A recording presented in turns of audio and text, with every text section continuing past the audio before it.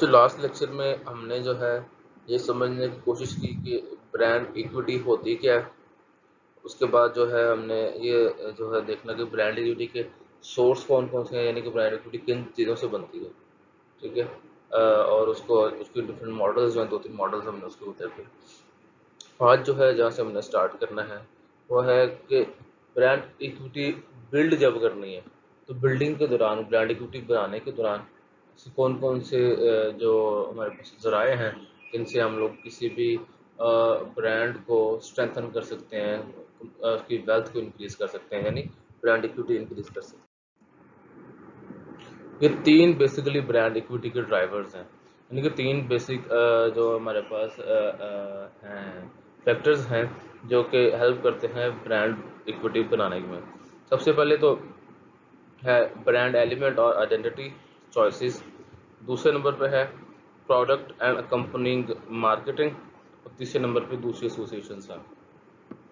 मैं यहाँ पे जो है पहले ब्रांड एलिमेंट्स को एक्सप्लेन करूँगा। ब्रांड एलिमेंट ये चीज़ होती है कि किसी भी प्रोडक्ट को, किसी भी कंपनी को ब्रांड बनाने में जिन कैरेक्टर्स का, जिन नामों का और जिन स्लोगन्स का, जिन टैगलाइंस का रोल होता है, उन सब फैक्टर्स को हम लोग ब्रांड एलिमेंट कहते हैं। यानी किसी ब्रांड का नाम उसका ब्रांड एलिमेंट है, उसकी टैगलाइन उसका ब्रांड एलिमेंट है, उसका लोगो उसका ब्रांड एलिमेंट है। यानी कि वो जो ब्रांड बनता है, ब्रांड किन चीज़ों पर मुश्तमिल है, किन फैक्टर्स पे मुश्तमिल है, किन करेक्टर्स पे मुश्तमिल है, किन डिज़ाइन पे मुश्तमिल है, उन सब फैक्टर्स को हम लोग कहते हैं ब्रांड एलिमेंट। जैसे यहाँ पे नरवाल में बात करें, अम्बाला स्वीट्स है, गवर्नमेंट बेकर्स है।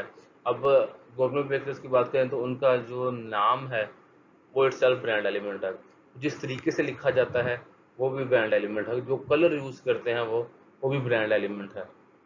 उनका जो है जो स्लोगन्स हैं वो उनके ब्रांड एलिमेंट है। ठीक है। इस जो ब्रांड एलिमेंट है आपके ब्रांड के बारे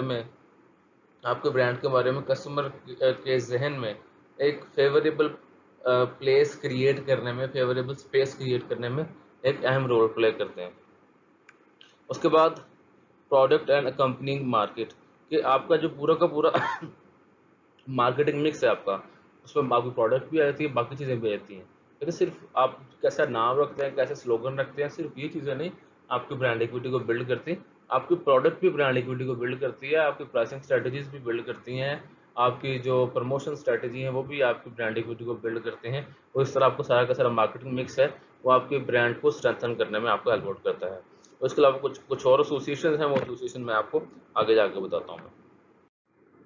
पहले आते हैं जी ब्रांड एलिमेंट जो है, कि जब आपने जो से भी ब्रांड एलिमेंट रखने हैं आपने उसको फाइनल करना है। जब ब्रांड एलिमेंट यानी आपने अपना कोई नाम रखना है, आपने अपना कोई टैगलाइन या स्लोगन आपने अगर कोई रखना है, या आपने अपने जो है वो कोई जिंगल बनाना है। जिंगल बोलते हैं म्यूजिक, डिफरेंट ब्रांड्स के साथ एक कुछ म्यूजिक एसोसिएटेड होते हैं। जैसे वॉल्स आइसक्रीम है, जो वॉल्स की आइसक्रीम बेचने वाला बंदा आता है वो एक सर्टन म्यूजिक प्ले कर रहा होता है। तो जब भी आप वो सुनेंगे, वो म्यूजिक सुनेंगे, आपके जहन में फ़ौरन से वॉल्स ही क्लिक करेगी पहले। ठीक है। सॉरी। अब इस तरह जो वो एरियल है वो आप लोगों ने अक्सर बल्कि बड़ा शोर भी लगाया होता है लोगों ने उसके ऊपर। वो एरियल एरियल वो जिंगल है उनका। उसके बाद एक बल्कि होता सी आवाज़ निकालते हैं कि एरियल कहने के बाद। ठीक है। आप कहते हैं जो से भी ब्रांड एलिमेंट आपने चूज़ करना है, आपने वो सबसे पहला तो मेमोरेबल होना चाहिए। मेमोरेबल से मुराद वो कस्टमर्स को, मार्केटर्स को, कंपेटिटर्स को याद रह जाए। मेमोरेबल के बाद मीनिंगफुल होना चाहिए।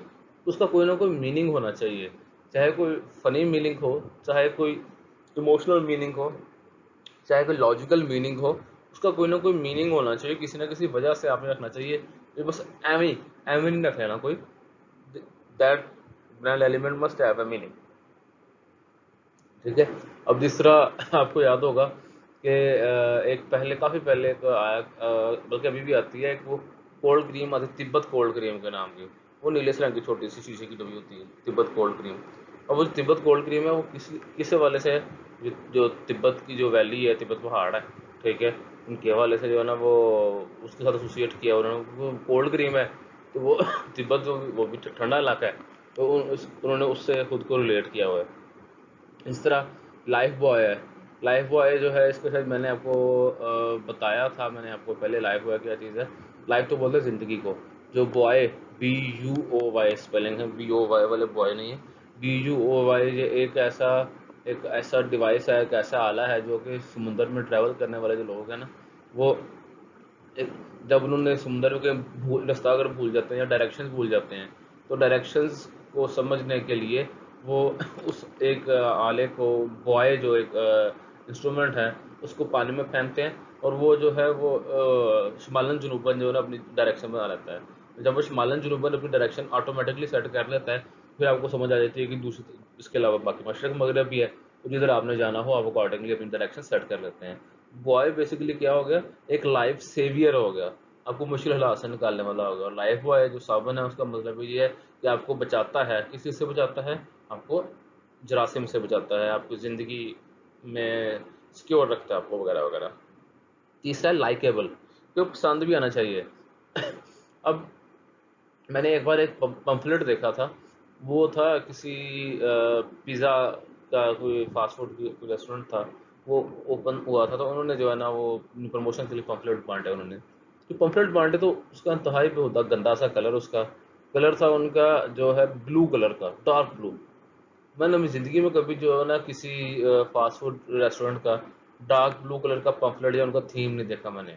जितने भी देखे हैं, येलो देखे हैं, रेड देखे हैं, इवन वाइट देखे हैं, ठीक है, लेकिन डार्क ब्लू इतना खोजा सा कलर था वो, कि वो देख के ना आगे पढ़ने को भी दिल नहीं किया कि क्या क्या ऑफर कर रहे हैं। उनकी सर्विस चाहे अच्छी हो, प्रोडक्ट चाहे उनकी अच्छी हो, लेकिन उनका जो फर्स्ट इंप्रेशन ही उनका इतना फारग था कि जो है ना आगे किसी बंदा जो कस्टमर परसू ही नहीं करता आगे।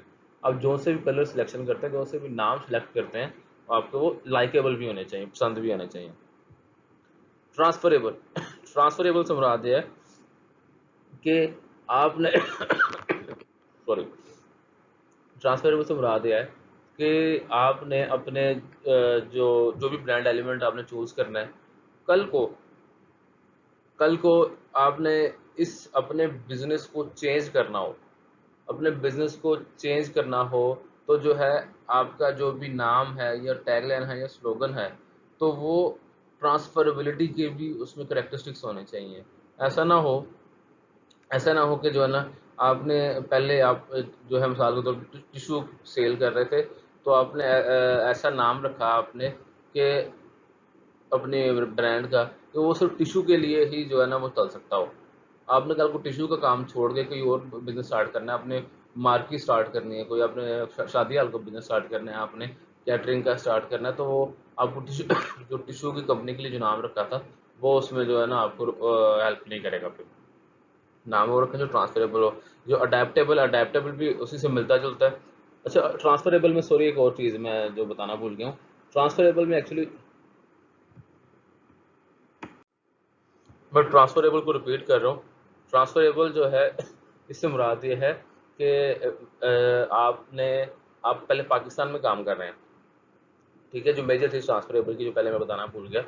ट्रांसफरेबल से मुराद है कि आप पाकिस्तान में काम कर रहे हैं, अपने बिजनेस आपने स्टार्ट किया है टिशू की कंपनी का। आपने इसके बाद जाना है, आपने इंडिया में काम स्टार्ट करना है या चाइना में काम स्टार्ट करना है। आपने यहाँ पे नाम रखा इसका, जो उर्दू में कोई नाम रखा था आपने इस कंपनी का, या आपने इंग्लिश में भी रखा।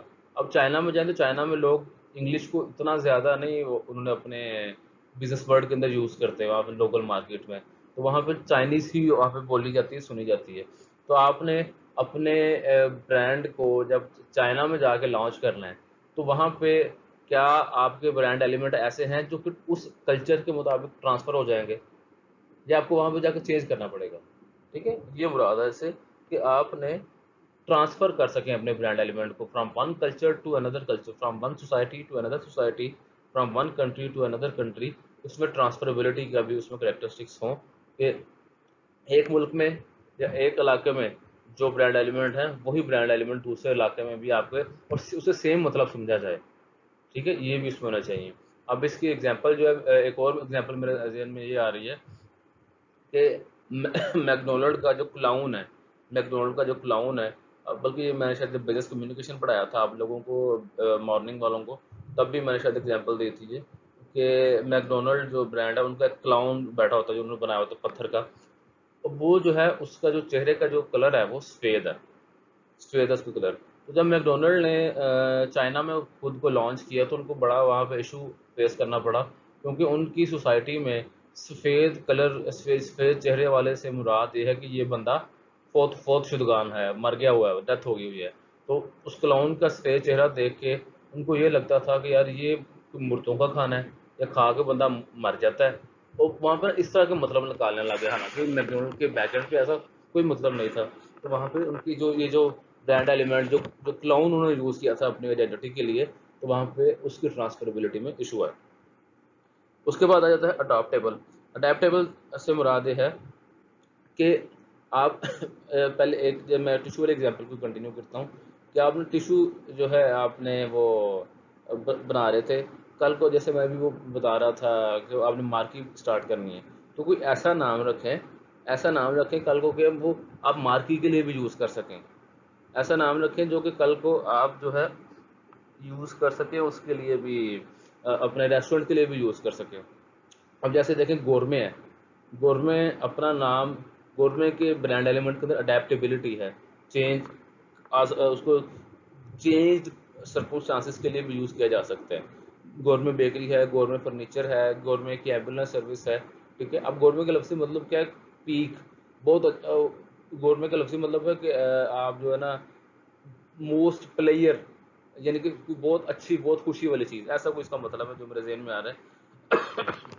अब ये ऐसा नाम है जो कि आप बेकरी में भी यूज़ कर सकते हैं, फर्नीचर में भी यूज़ कर सकते हैं, फार्मेसी में भी उन्होंने यूज़ किया हुआ है।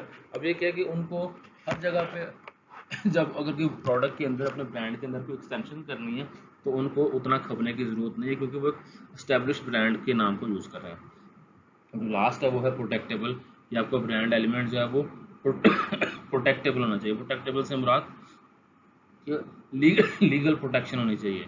ऐसा ना हो कि जिसको बहुत इजीली कोई कॉपी कर ले, ठीक है। और ऐसा आप ऐसा ना यूज़ करें जो कि पहले किसी और ने यूज़ किया है। अपना अलग ब्रांड एलिमेंट बनाएं, ठीक है, और उसको ताकि बाद में कोई बंदा इजीली यूज़ ना कर सके। अभी देखें, अब कोका कोला है, कोका कोला को कॉपी करने की कोशिश की है नेक्स्ट कोला ने। कलर स्कीम मिलती जुलती है, बॉटल उसकी शेप एग्जैक्ट नहीं मिल रही। अगर एग्जैक्ट मिलती होती तो अब तक कोको कोला ने उनको उठा के बाहर फेंक देना था उनको। वो बिल्कुल करीब करीब करीब करीब जाके ना वो उनको कॉपी करने की कोशिश करते हैं, लेकिन एग्जैक्ट कॉपी इसलिए नहीं कर पा रहे क्योंकि वो जो है उनके पास लीगल प्रोटेक्शन है अपने ट्रेडमार्क्स की। इस तरह आपके पास वो है सर्विस शूज़ है। अब सर्विस की जो ओरिजिनल स्पेलिंग है वो SERVIS है, ठीक है, लेकिन जो कॉपी करते हैं वो करते हैं SERVICE इस तरह के जो ना वो नाम यूज़ करते हैं, कॉपी करने की कोशिश करते हैं, लेकिन एग्जैक्ट कॉपी इसलिए नहीं कर पाते, क्यों? क्योंकि बस लीगल प्रोटेक्शन है। आपके ब्रांड एलिमेंट्स के अंदर ये कैरेक्टरिस्टिक्स होनी चाहिए। आपने जब अपनी ब्रांड इक्विटी बिल्ड करनी है, ब्रांड इक्विटी बिल्ड करने के लिए आपने सिर्फ कोशिश ये करनी है कि आपकी मार्केटिंग की जितनी भी एक्टिविटीज़ हैं, चाहे वो आपकी मार्केटिंग मिक्स है, चाहे वो ब्रांड एलिमेंट डिज़ाइनिंग है, जितने भी चीज़ें हैं, उन सब में आपस में सिनर्जी होनी चाहिए। सिनर्जी से मुराद उन सब से सेम और एक मैसेज जाना चाहिए कस्टमर को, आपके माइंड में। उसके लिए आप काम करते हैं कस्टमर के जो टच पॉइंट्स हैं, जहाँ जहाँ पे कस्टमर का, ब्रांड का और कस्टमर का आपस में रब्ता होना है, उनका आपस में जहाँ एक्सपोजर होना है, उन सब पॉइंट्स को हम लोग बोलते हैं कस्टमर टच पॉइंट्स। जितने भी कस्टमर टच पॉइंट्स हैं उनके ऊपर आप लोगों ने इस तरीके से काम करना है, इस तरीके से काम करना है कि सेम मैसेज आए हर जगह। जैसे अगर आपका टीवी पे प्रमोशन चल रहा है आपका, और टीवी पे प्रमोशन से आप ये शो कर रहे हैं कि हमारे जो रेस्टोरेंट में हम लोग बहुत स्पाइसी खाने बनाते हैं, बहुत स्पाइसी खाने बनाते हैं, तो आपने जब कल को अपने ब्रांड को एक बिल बोर्ड पे प्रमोट करना है, तो बिल बोर्ड पे भी जो इमेज की क्वालिटी है और जो तस्वीरें आपने यूज़ करनी है अपने ब्रांड को प्रमोट करने के लिए, वो वैसी ही होनी चाहिए जिनसे ये नज़र आए कि ये जो है ना बहुत स्पाइसी रेस्टोरेंट है या स्पाइसी खाने बनाने वाला रेस्टोरेंट है। और इसके अलावा जब कस्टमर एक्चुअली आपके होटल में खाना, रेस्टोरेंट में खाना खाने जा रहा है, तो वहाँ पे भी उसको वैसी ही लुक नज़र आनी चाहिए, वैसे एम्बियंस नज़र आनी चाहिए, वैसी सर्विस वहाँ पर नज़र आनी चाहिए, ठीक है। क्योंकि अल्टीमेटली क्या करना है कि आपने कस्टमर एक्सपीरियंस को जो है ना वो मैक्सिमम इस तरीके से डिज़ाइन करना है कि वो आपके हक में बेहतर हो, और उन आपके हक में तभी बेहतर होगा जब उनके दरमियान सिनर्जी होगी। कस्टमर एक्सपीरियंस क्या होता है?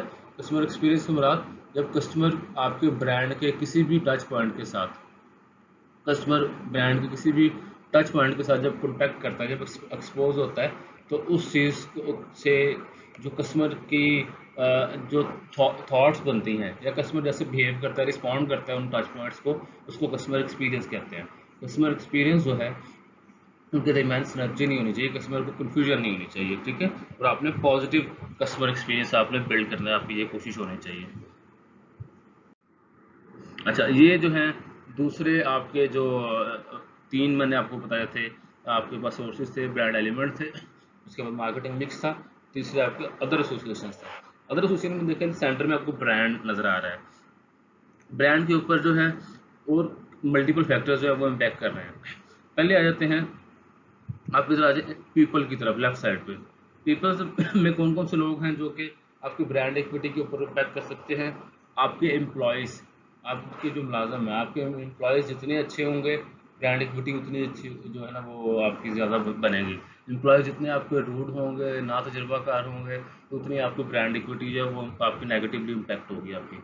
एंडोर्सर्स, एंडोर्सर्स में आपके जो सेलिब्रिटी एंडोर्समेंट आ जाते हैं, जो सेलिब्रिटीज़ एंडोर्स कर रही होती हैं वो सेलिब्रिटीज़ भी आपके ब्रांड इक्विटी को बिल्ड करने में आपको हेल्प आउट कर सकते हैं। जैसे बूम बूम बबल गम है, तो बूम बूम के उन्होंने साथ रिलेट किया हुआ है शाहिद अफरीदी के साथ, कि क्योंकि शाहिद अफरीदी के साथ भी एक वर्ल्ड वाइड एक जो चलता है, स्लोगन चलता है, वो बूम बूम चलता है। अब वो शाहिद अफरीदी उनका एंडोर्सर है, पीपल है, ठीक है। पीपल की कैटेगरी में जो है वो भी अल्टीमेटली ब्रांड इक्विटी को बिल्ड करने में उनका अपना रोल प्ले करता है।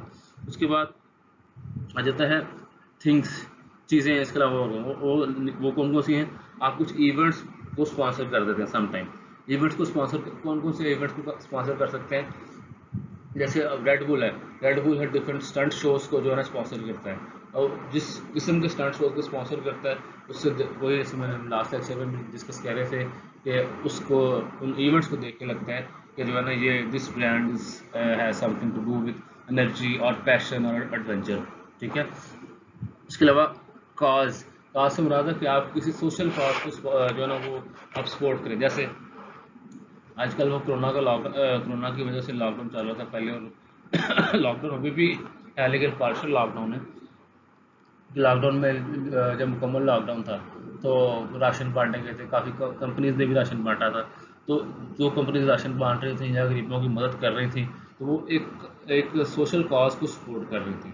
सोशल काज को जब सपोर्ट कर रहे थे तो उससे जो है वो उनका एक सॉफ्ट इमेज बिल्ड हुआ, सॉफ्ट इमेज बिल्ड हुआ सोसाइटी में, तो अल्टीमेटली उनकी ब्रांड इक्विटी उनकी इंक्रीज हुई क्योंकि पॉजिटिव इमेज उनका बिल्ड हो रहा है। Third party endorsement, third party endorsement में आ जाती हैं कि डिफरेंट आप जैसे आप लोग वीडियोस देखते होंगे मोबाइल के वाले से, मोबाइल की अनबॉक्सिंग हो रही है, जो मोबाइल की अनबॉक्सिंग हो रही है, और डिफरेंट आईटी के एक्सपर्ट जो है वो अनबॉक्सिंग करते हैं मोबाइल के फीचर्स के बारे में बताते हैं कि फीचर अच्छे हैं, अच्छे नहीं है, कैमरा अच्छा है नहीं है, स्क्रीन साइज वगैरह वगैरह, ठीक है। ये जो वो थर्ड पार्टी होते हैं ना, वो कस्टमर होता है ना, वो कंपनी होती है, वो थर्ड पार्टी होती है। जो थर्ड पार्टी है वो जो रिव्यूज़ देते हैं आपके फ़ोन के बारे में उनको जो है ना वो थर्ड पार्टी इंडोर्समेंट होती है। वो लोग भी आपके ब्रांड की ब्रांड इक्विटी बिल्ड करने में हेल्प आउट कर सकते हैं। उसके बाद आ जाता है आपकी प्लेस, जगह जो है वो भी आपकी उसको ब्रांड को प्रमोट करने में हेल्प आउट कर सकते हैं। आपका कंट्री ऑफ ओरिजिन मैंने आपको बताया था परसों तरसों में, जब मैंने मैडम मीमा के कोर्स का हवाला दिया था कि चीज़ किस मुल्क में बन रही है, ये चीज़ भी जो है कहाँ की बनती है, चीज़ उसका ओरिजिन कहाँ पे है, ये चीज़ भी कस्टमर के माइंड के ऊपर इम्पैक्ट करती है। आपको पता लगे कि एक इलेक्ट्रॉनिक की प्रोडक्ट है वो जर्मनी में बनी है, दूसरी इलेक्ट्रॉनिक की प्रोडक्ट है वो इंडिया में बनी है, तो ज़्यादा फेवरेबल इमेज किसके बारे में जाएगा? अल्टीमेटली जो वो जाएगा उसके बारे में आपका जो जर्मन मेड प्रोडक्ट है, ठीक है। इसके अलावा आ जाती है चैनल, चैनल में आ जाते हैं आपके पास कि जो डिस्ट्रीब्यूशन चैनल है आपके पास, डिस्ट्रीब्यूशन चैनल में ये समटाइम होता है कि जी आप कंपनी इतनी स्ट्रांग नहीं होती, समटाइम कंपनी इतनी स्ट्रांग नहीं होती, जो आगे उसका जो डिस्ट्रीब्यूटर होता है, डिस्ट्रीब्यूटर भी उतना स्ट्रांग हो सकता है, ठीक है। आप इस चीज़ के ज़रिए आप डायरेक्टली सेल कर रहे हैं, आप मिडल मैन को यूज़ कर रहे हैं, ठीक है। ये चीज़ें भी इम्पैक्ट करती हैं आपके उसके ऊपर, ब्रांड की इक्विटी के ऊपर। क्यों? क्योंकि आपकी मार्केट के अंदर प्रोडक्ट की जो अवेलेबिलिटी है, डिफरेंट सर्टन लोकेशन पे प्रोडक्ट की जो अवेलेबिलिटी है वो चैनल्स पे डिपेंड करती है। ठीक है, इसलिए चैनल सिलेक्शन करते वक्त भी आप ख्याल करें, क्योंकि अल्टीमेटली ब्रांड इक्विटी के ऊपर इम्पैक्ट होते हैं चैनल की सिलेक्शन भी। उसके बाद है, आ जाते हैं अलाइंसेस। अदर ब्रांड्स में आ गए अलाइंसेस। समटाइम होता है कि आप डिफरेंट जो है वो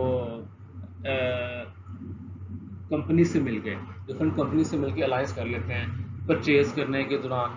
ठीक है, या कोई किसी, जैसे हम पहले इवेंट स्पॉन्सर की बात कर रहे थे उस तरह अब इसी इवेंट स्पॉन्सर की बात करते हैं। जैसे पहले रेड बुल जो है वो स्पॉन्सर कर रहा था, यदि मालम जबा के अंदर एक स्कीइंग का कंपटीशन है, तो पहले सिर्फ रेड बुल ने अकेले ने स्पॉन्सर किया था, लेकिन वहाँ पे सामने पीसी होटल भी बन रहे हैं। पीसी कहते हैं कि यार मैं और आप मिल के अलायंस करके जो है ना हम इस इवेंट को स्पॉन्सर करते हैं, या अलायंस करके हम जो है अपना जो है ना यहाँ पे एक नया छोटा सा बिजनेस स्टार्ट करते हैं, नई छोटी सी प्रोडक्ट लॉन्च कर देते हैं। ठीक है, ये अलायंस भी आपके जो उसको ब्रांड इक्विटी को बिल्ड करने में हेल्प करते हैं। इसके अलावा इंग्रेडिएंट्स हैं कि आप अपने ब्रांड्स के अंदर इंग्रेडिएंट्स किन किन ब्रांड्स के यूज़ करते हैं। जैसे आपने वो अक्सर देखा होगा कि वो है होते तो वो प्रमोशन के तनाजुर में ही है, लेकिन डिफरेंट ये यूट्यूब के ऊपर जो चैनल्स हैं, फूड के, कुकिंग के चैनल्स हैं, वो दिखा रहे होते हैं कि ये अब हम फलां कंपनी का 2 चम्मच ऑयल डालेंगे, फलां कंपनी का 3 चम्मच मसाला डालेंगे, ठीक है, वगैरह वगैरह। अब वो क्या कर रहे हैं कि इंग्रेडिएंट बता रहे हैं कि फलां कंपनी के इंग्रेडिएंट जो है हम इन चीज़ों को बनाने के अंदर यूज़ करते हैं, तो जो कि अल्टीमेटली ब्रांड इक्विटी को बिल्ड करने में हेल्प करते हैं। ठीक है, एक कंपनी इस चीज़ को छोड़ दें, कंपनी को जो लिखा हुआ है एक्सटेंशन।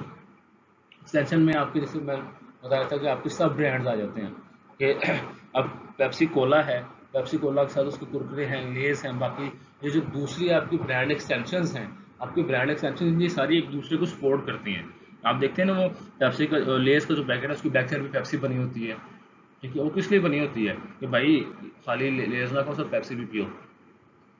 सारा का सारा ये इसलिए है कि आपकी जो सब ब्रांड्स हैं अल्टीमेटली एक दूसरे को सपोर्ट करें और आपकी ब्रांड इक्विटी बिल्ड हो। ये अदर सोर्सेज के सारे जो कि ब्रांड इक्विटी बिल्ड करने में हेल्प आउट करते हैं। Internal branding.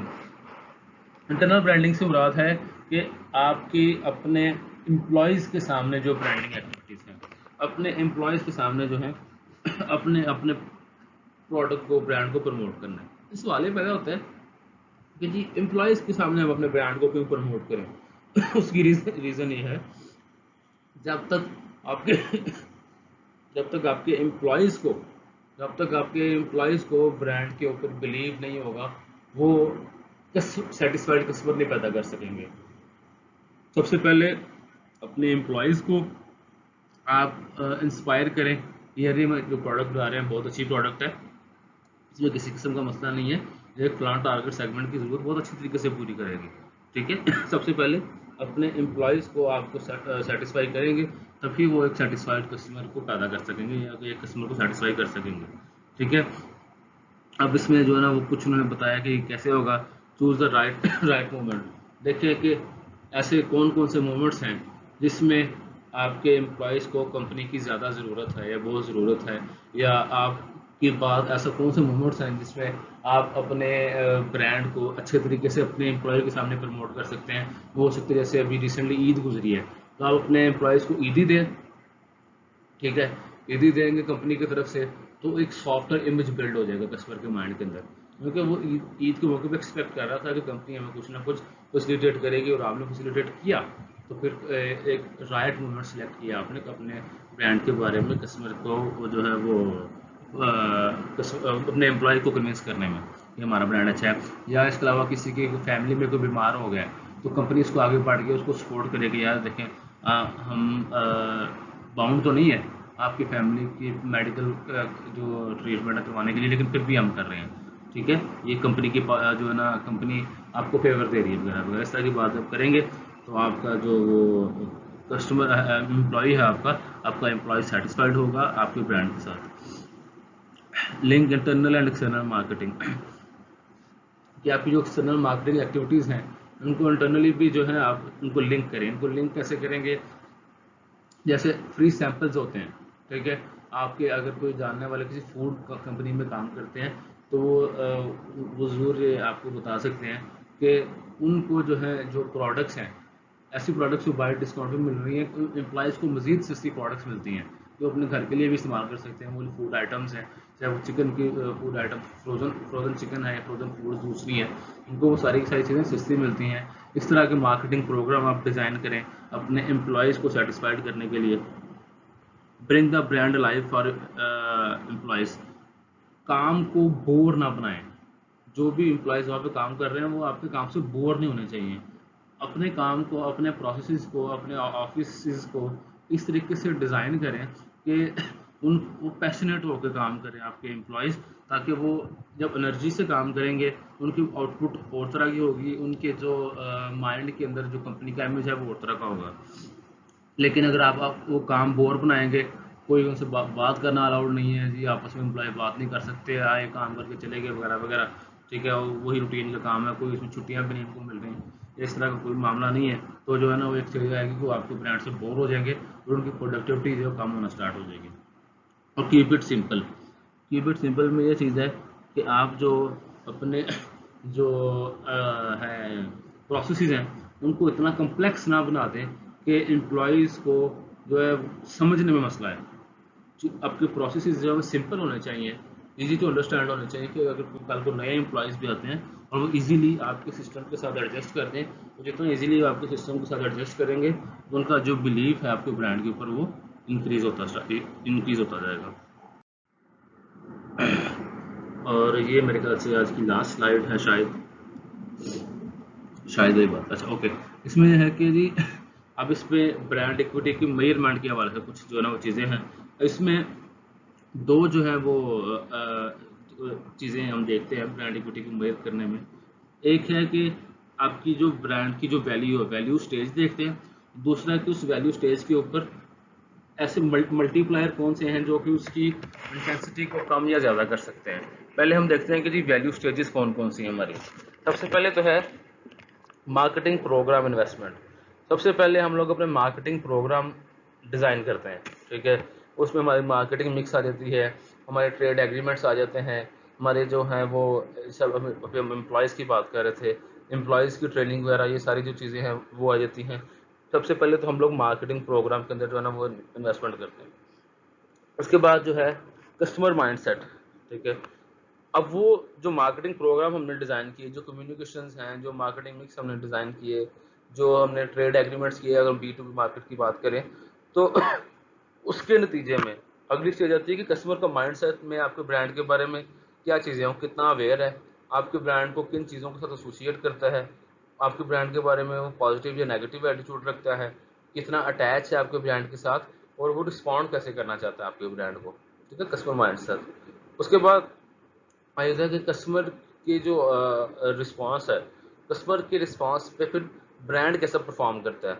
यानी कि कस्टमर का रिस्पांस अगर अच्छा है तो वो प्रीमियम प्राइस चार्ज कर पा रहा है कि नहीं कर पा रहा, प्राइस इलास्टिसिटी कितनी है, यानी कि अगर मैं प्राइस इंक्रीज करता हूँ तो डिमांड में कितना फ़र्क पड़ता है, और प्राइस डिक्रीज करता हूँ तो डिमांड में कितना फ़र्क पड़ता है, ठीक है, आप ये चेक करते हैं। उसके बाद मार्केट शेयर, मार्केट में as compare to your competitor आपके कितना शेयर है आपका। एक्सपेंशन सक्सेस, कि आपने अगर खुद को एक्सपेंड करना है, ब्रांड के अंदर एक्सटेंशन लेके आनी है या नई मार्केट में जाना है, तो उस चीज़ को मार्केट में से रिस्पॉन्स कैसा मिल रहा है आपको, कॉस्ट कितनी है आपकी, कॉस्ट कम करने के ज़राए आपके पास आ रहे हैं या नहीं आ रहे। और अल्टीमेटली फिर आप देखते हैं प्रॉफिटेबिलिटी के हवाले से कि जो प्रॉफिटेबिलिटी है वो कितनी है हमारी, ठीक है। ये चीज़ें हैं ब्रांड परफॉर्मेंस को जो है वो डिपिक्ट करती हैं, शो करती हैं कि ब्रांड परफॉर्म कैसा कर रहा है। उसके बाद आ जाता है share holder value. Share holder value में आपकी जो है स्टॉक की प्राइस आ जाती है कि आपकी जो पर शेयर प्राइस आपकी क्या है। इसके अलावा पी ई रेशो बोलते हैं, प्राइस ओवर अर्निंग रेशो, कि आपकी पर यूनिट प्राइस में आपका जो मार्जिन है वो आपका कितना है। मार्केट कैपिटलाइजेशन में रहता है कि ओवरऑल जब आपने जो मार्केट के अंदर जो वर्थ है आपकी कंपनी की, ओवरऑल कमर्शियल वर्थ आपकी कितनी है। ये सारी की सारी तो वैल्यू स्टेजेस थे जो कि आपकी ब्रांड इक्विटी को मेजर करने में आपको इशारे देती हैं कि आपकी ब्रांड इक्विटी अच्छी है या ख़राब है। अब इन चारों चीज़ों के ऊपर कुछ ऐसी चीज़ें हैं जो कि इनके इफेक्ट को या तो कम करती हैं या ज़्यादा करती हैं। आपने मार्केटिंग प्रोग्राम में इन्वेस्टमेंट की, लेकिन उसमें देखें कि प्रोग्राम मल्टीप्लायर में आपका प्रोग्राम कितना डिस्टिंक्टिव है, कितना डिफरेंट है बाकियों से, कस्टमर कितना रेलिवेंट फील करता है उसको, वो आपस में उनकी इंटीग्रेशन और सिनर्जी उनकी कितनी है, या कस्टमर को वैल्यू भी मिल रही है कि नहीं मिल रही, और वो कितना एक्सेलेंट प्रोग्राम है। ये जो फैक्टर्स हैं ये मिल के अल्टीमेटली कस्टमर के माइंडसेट को फॉर्मुलेट करने के ऊपर ये चीज़ें आपकी मार्केटिंग प्रोग्राम की जो इम्पैक्ट है या तो उसको कम कर देंगी या ज़्यादा कर देंगी। जितना डिस्टिंक्टिव होगा उतना कस्टमर माइंडसेट फेवरेबल होगा आपके लिए, जितना वो जो है वो कॉमन होगा उतना कस्टमर माइंडसेट आपके लिए जो है ना वो फेवरेबल नहीं होगा आपके लिए, ठीक है। ये और एंड सो ऑन। उसके बाद है कस्टमर मल्टीप्लायर। अब इसमें आ जाता है कि कस्टमर माइंडसेट और ब्रांड परफॉर्मेंस के दरमियान जो चीज़ इम्पैक्ट करती है वो है कस्टमर मल्टीप्लायर। वो है कंपैरेटिव रिएक्शंस। कि आपने जब आपने मार्केटिंग प्रोग्राम को लॉन्च किया, नया मार्केटिंग प्रोग्राम, तो उसमें जो है कस्टमर ने फिर कस्टमर का अवेयरनेस लेवल को इंक्रीज़ हुआ या उसके रिस्पांस में कोई फ़र्क आया, तो जो कंपेटिटर्स हैं, आपके कंपेटिटर्स ने कैसे बिहेव किया, क्या उन्होंने भी कोई उसके जवाब में कोई नई ऑफर लॉन्च की, कोई नया काम किया उन्होंने, ठीक है। ये चीज़ भी इम्पैक्ट करेगी आपकी ब्रांड इक्विटी के ऊपर। उसके बाद है चैनल सपोर्ट, कि आपका जो चैनल है, आपके जो मिडल मैन है, आपके होलसेलर हैं, जो डिस्ट्रीब्यूशन चैनल है, वो आपको कितना सपोर्ट करते हैं फ्लो फ्लो ऑफ गुड्स में और फ्लो ऑफ इंफॉर्मेशन में। उसके बाद है कस्टमर साइज या प्रोफाइल, कि आपके जो कस्टमर है, कस्टमर साइज़ क्या है, यानी कि आपके नंबर ऑफ़ कस्टमर्स आपके कितने हैं, आपके नए मार्केटिंग प्रोग्राम के हवाले से वो मैच भी कर रहे हैं कि नहीं कर रहे। ये सारी की सारी चीज़ें अल्टीमेटली ब्रांड परफॉर्मेंस के ऊपर इम्पैक्ट करेंगे। और अगर हम बात करते हैं शेयर होल्डर वैल्यू और ब्रांड परफॉर्मेंस के दरमियान जो लिंक है, उसके ऊपर जो चीज़ें इम्पैक्ट करती हैं वो आ जाती हैं मार्केट मल्टीप्लायर। उसमें आपके मार्केट के डायनामिक्स हैं, मार्केट के डायनामिक्स के ओवरऑल मार्केट में क्राइसिस चल रहा है, मार्केट बूम पे है या डिक्लाइन पे है, किस स्टेज पे है। उसके अलावा आप क्या कहते हैं ग्रोथ पोटेंशियल, तो मार्केट के अंदर ग्रोथ के चांसेस क्या हैं, या मार्केट में अपनी मेच्योरिटी पे तो नहीं पहुंच गई कि इसके इसके ज़्यादा मार्केट मजीद ग्रो कर ही ना सकती हो। ओवरऑल ये चीज़ें भी देखने वाली हैं। उसके बाद रिस्क प्रोफाइल, कि अब जिस मार्केट में है, मार्केट के अंदर रिस्क कितना है, रिस्क किस चीज़ का हो सकता है, रिस्क जो है किसी एक मैक्रो फैक्टर्स जो हैं, लाइक जी आपकी ओवरऑल इन्फ्लेशन आपकी बढ़ रही है या इन्फ्लेशन आपकी कम हो रही है, इस चीज़ का रिस्क कितना है कि वो आपके बिजनेस के ऊपर इम्पैक्ट करेंगे, ठीक है। उसके अलावा आ जाती है ब्रांड कंट्रीब्यूशन, के इन सारे हालात में देखते हुए, इन सारे हालात में देखते हुए कि आपका ब्रांड इटसेल्फ कितना फाइनेंशियली और आपका जो है ना वो फंक्शनली कंट्रीब्यूट कर रहा है, जो कि अल्टीमेटली शेयर होल्डर वैल्यू के ऊपर इम्पैक्ट करेगा। और ये है ब्रांड इक्विटी मेजर करने की वजह से ब्रांड ऑडिट है। ब्रांड ऑडिट ये होता है कि वैसे तो बहुत डिटेल टॉपिक है ये वाला, लेकिन मैं आपको सिर्फ इसका थोड़ा हल्का सा वो स्किमिंग करवाऊंगा। ब्रांड ऑडिट ये होता है कि आप देखते हैं कि जो आपने जो गोल सेट किए हुए थे, आपने जो गोल सेट किए हुए थे अपने ब्रांडिंग के हवाले से, वो गोल्स आप पूरे कर पा रहे हैं कि नहीं कर पा रहे। इसके दो फेज़ होते हैं, एक को हम लोग बोलते हैं ब्रांड इन्वेंट्री और दूसरे को हम लोग बोलते हैं ब्रांड एक्सप्लोरेटरी। मैं उतनी डिटेल में नहीं जा रहा। बेसिकली आप समझने के लिए ये चीज़ है कि जो ब्रांड ऑडिट जो है, कि जी आप अपने हेल्थ चेक करते हैं अपने ब्रांड की, कि आइदर जो आपने गोल सेट किए थे वो गोल जो है वो पूरे कर पा रहा है आपका ब्रांड या नहीं। फाइनेंशियल गोल हैं, आपके मार्केट शेयर के हवाले से गोल हैं, आपके कंपटीशन के हवाले से गोल हैं, ठीक है, आपकी प्रोडक्ट के एक्सटेंशन के हवाले से आपके गोल्स हैं, वो गोल पूरे हुए हैं या नहीं हुए। और दूसरा है कि फ्यूचर में क्या शो करता है आपका ब्रांड के, फिर फ्यूचर में किधर जाएगा वो। और ब्रांड ट्रैकिंग स्टडीज़ में ये होता है कि जी आपकी जो ब्रांड ऑडिट की बेस पे जो आपको डाटा मिलता है, उसको आप लोग साथ साथ अपने डिफरेंट सॉफ्टवेयर्स में रिकॉर्ड करते जाते हैं, जो कि आपको डेली बेसिस पे डेली बेसिस की डिसीजन मेकिंग में आपको हेल्प आउट करता है। जैसे आप लोग देखते हैं कुछ मार्केट्स ऐसी हैं जहाँ पे प्राइसेस डेली बेसिस पे चेंज होती हैं, डेली बेसिस पे प्राइसेस चेंज होती हैं, आइटम्स की जो क्वांटिटी है वो चेंज होती रहती है। तो उनके इस तरह के जो फ्रीक्वेंट चेंजेस हैं, उनको मेजर और उनको इनकॉर्पोरेट करने के लिए ब्रांड ट्रैकिंग स्टडीज़ की जाती हैं, कि जो ब्रांड ऑडिट के जो डाटा मिले उसको एनालिसिस करके डेली बेसिस पे आप लोग डिसीजन मेकिंग कर सकें। और ब्रांड वैल्यूएशन में आपकी ये जो financial value of your brand है, वो चीज़ आ जाती हैं कि जी आपकी फाइनेंशियल वैल्यू क्या है, जिसमें आपकी गुडविल की वैल्यू आ जाती है। आपने अकाउंटिंग में गुडविल पढ़ी होगी, ठीक है, गुडविल की वैल्यू आ जाती है, ओवरऑल आपके जो है वो बाकी ब्रांड की वर्थ आ जाती है, ये आपकी ब्रांड वैल्यूएशन में आ जाती है चीज़। ये डिफरेंट ब्रांड वैल्यूज़ बताई गई हैं डिफरेंट ब्रांड की, एप्पल की, गूगल की, कोको कोला वगैरह। या अगर आप देखें लास्ट कॉलम में इनकी ब्रांड वैल्यू कितनी है, ये 2014 का एक स्टडी थी, इसमें बताया कि जी वर्ल्ड वाइड इनकी जो ब्रांड है उनकी वैल्यू इतनी है। ये लास्ट स्लाइड है कि मैनेजिंग ब्रांड इक्विटी। इसमें यह है कि आप पहले तो ब्रांड इक्विटी होती क्या है वो हमने पढ़ी, उसके बाद ब्रांड इक्विटी के मॉडल पढ़े, उसके बाद ब्रांड इक्विटी बिल्ड कैसे करते हैं वो देखिए आप, उसके बाद मेजरमेंट देखी, अब उसके बाद है मैनेजमेंट कि हमने इसको सस्टेन कैसे करना है। कहते हैं एक बार आपने अगर अपनी अच्छी ब्रांड इक्विटी बना ली तो उसके बाद लाजमी नहीं कि आपकी सारी उम्र ब्रांड इक्विटी स्ट्रांग ही रहेगी, उसको स्ट्रांग रखने के लिए आपको टाइम टू टाइम ब्रांड को री इन्फोर्स करना पड़ेगा। री इन्फोर्स करने से बाद आपको जो ब्रांड इक्विटी बिल्ड करने के लिए आपने जो एक्टिविटीज़ की थी आपको टाइम टू टाइम दोबारा करनी पड़ेंगी आपको वो, विद न्यू स्कीम। जैसे आपका अगर क्लॉथिंग का ब्रांड है तो आपने एक बार अपने ब्रांड की इक्विटी बिल्ड कर ली कुछ फैशन शो वगैरह करवा के, तो आप फिर आराम से टांग को टांग रख के बैठ नहीं सकते कि जो है ना हमारी वो ब्रांड इक्विटी अब स्ट्रांग हो गई है तो अब हमें मज़ीद काम करने की ज़रूरत नहीं है। आप फैशन शो दोबारा करवाएं, आप टॉक जो है ना और इस तरह की जो एक्टिविटीज़ हैं जो डिज़ाइनर्स के ज़रिए दोबारा प्रमोट करें, ठीक है, अपने ब्रांड को री करते जाएं। और जो लास्ट पॉइंट है वो है ब्रांड रिवाइटलाइजेशन। रिवाइटलाइजेशन का मतलब होता है रीन्यू करना। अगर आपके ब्रांड के बारे में किसी ओवरऑल मार्केट में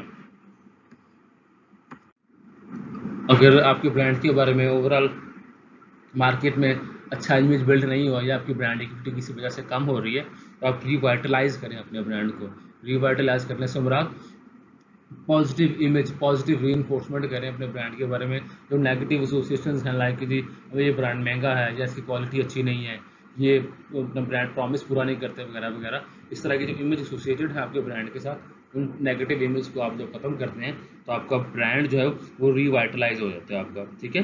अपने ब्रांड इक्विटी को इम्प्रूव और सस्टेन करने के लिए ब्रांड रीइंफोर्समेंट और ब्रांड रिवाइटलाइजेशन बहुत ज़रूरी है।